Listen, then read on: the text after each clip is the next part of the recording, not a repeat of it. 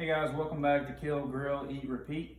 We're gonna make some beef jerky, or venison jerky I should say.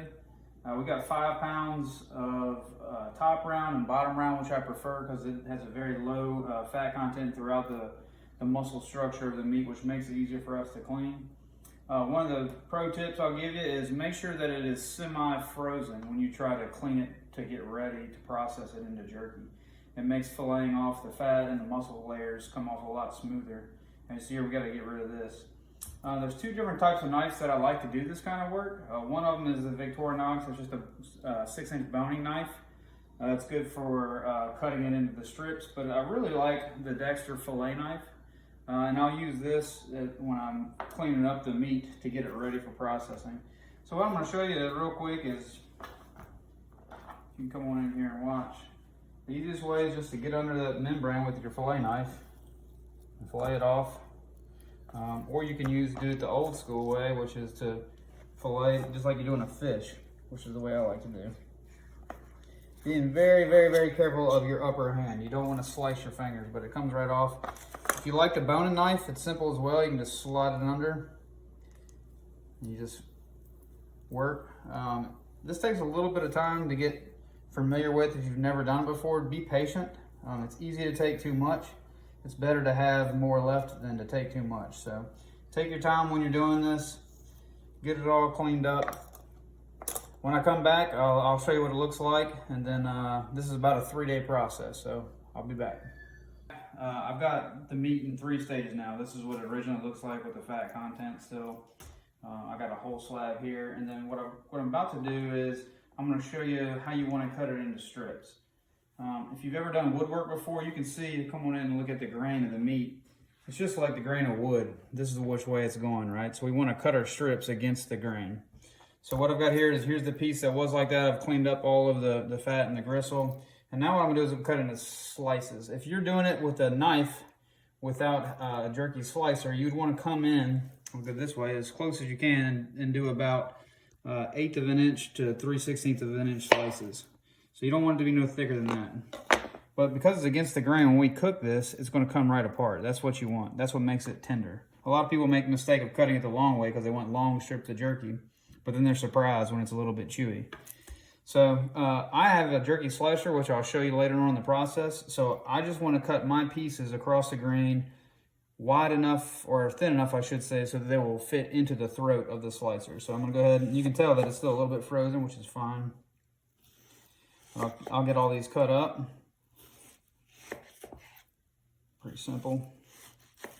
But that's all I'm going to do for the rest of these. I'm going to put into a bag to thaw out overnight tonight. I'll show you the marination and the cure process tomorrow when I come back. All right, guys, welcome back. We're at day number 2, making jerky. So our meat's thawed out. We're ready to slice it. I've got a slicer attachment that's made specifically for jerky that goes on my meat grinder. It prevents me from having to hand slice everything, but you can do it that way. So we're basically going to run it through the slicer. I'll show you how that works, and then we'll be back. You go ahead and get you can do this by hand, like I showed you in the earlier video, by slicing everything individually. There's several products out there where it helps you make sure that you're slicing at an appropriate thickness. I've got a jerky slicer attachment that goes on my meat grinder. When I cut it on, I'll show you, but basically I put it in, and it's already been sliced to the thickness of the throat of the slicer. I'm going to show you real quick, just a couple pieces. As simple as put it in, spit it out. Put it in. And you get these real nice strips of jerky that are uniform size, which is very important for making jerky. The more uniform it is in size, the better it smokes and the better it cooks. So I'm going to slice these all up and I'll get back to you. But you notice when I pull apart, I can almost pull this apart now and I haven't cooked it yet. When you dry it out, if you don't cut it against the grain correctly, it'll make it real tough. So it's very important. So now basically what we want to do is add it to our marinade blend. And you want to make sure that the seasoning and the cure covers the meat completely. I'm going to use a Ziploc bag, and I don't have 2 hands right now, so I'm going to show you how to do this when I get back. All right, so we got our scale out. You need a scale for this process. We're going to set our jar up here. I'm going to tare it because I only want to weigh the seasoning. I know that I'm going to need 0.20 ounces of Cure to 6 ounces of my honey jerky seasoning. So we're gonna weigh it out. Very specific, and this is very important that you get this correct. All right, guys, basically all I'm doing, you wanna make sure that your cure is covering all parts of the meat. It's very important to get a good season, first of all, and to make sure that it's safe to consume. So what I like to do is to make sure I get it incorporated real nice, is to put a little bit of meat in, add a little bit of seasoning. Put a little bit of meat in, add a little, it's like layering meat into a Ziploc bag with some seasoning, right? This is not a wet marinade, but you want it to coat everything possible.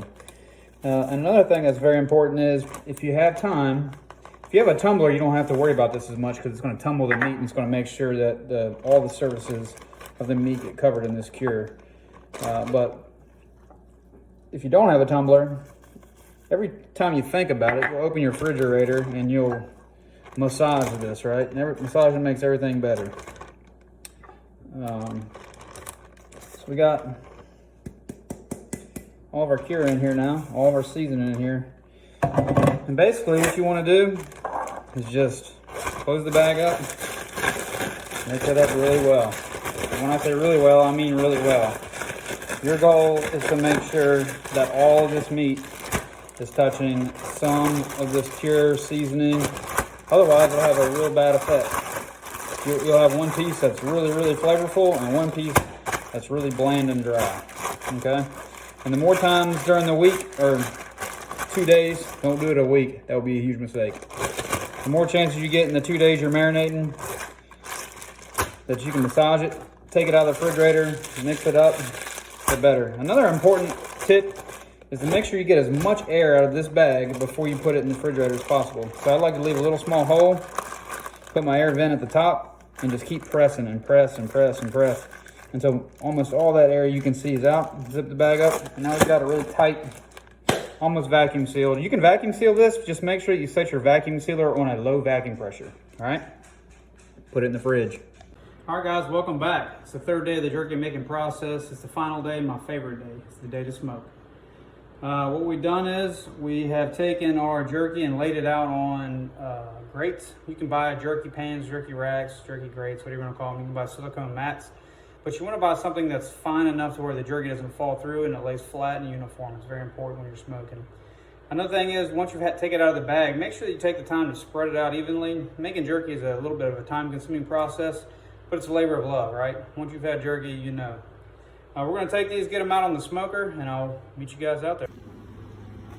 All right, guys. Got the smoker rolling. I set mine on the lowest setting we can get it on. So right now it's at 150 for my smoker. What we're going to do is open it up. Look at all that pretty smoke roll out. Set it in our last tray. I'm using the Pit Boss. It's a vertical pellet smoker. I've used multiple smokers in my career. I got kids, and my time is very important, and this is definitely cheating and is the easiest way to smoke meat. We're going to set it at 150, come back in an hour. See you then. In an hour, we're back. It's time to turn up the heat a little bit. One thing I love about the Pit Boss, talking about saving time earlier, all I got to do is turn it up. Set it to 175. We're good for another hour. Highly recommend not opening the door if you can avoid it. Get the temperature up. I'm gonna close this damper just a little bit, get a little more smoke in there. But for ease of use, time saving, efficiency, you know, if you got kids, if you know you're busy all the time, but you want to smoke meat, it's hard to beat this Pit Boss. We're gonna set it for another hour. We'll come back, check the temperature, and go from there. All right, everybody, it's been 3 hours, got dark on me. We're gonna come in here, take our meat thermometer, check a piece out. Ooh, she's hot. Door shut. Let's see what we can do here. These looks good. That's what we're looking for. We want it to be able to just kind of break apart.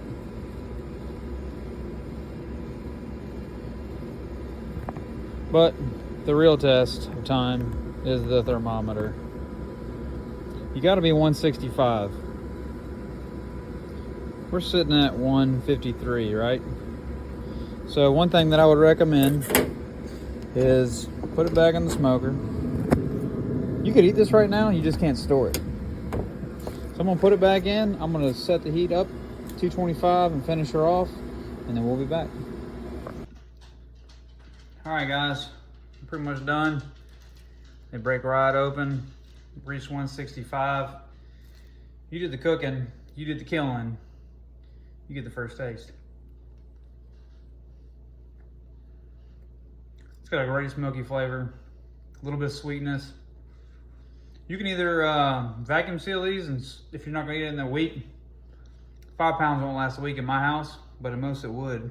So if you're gonna preserve it, make sure you seal it.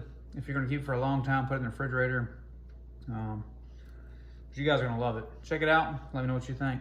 Thanks for watching.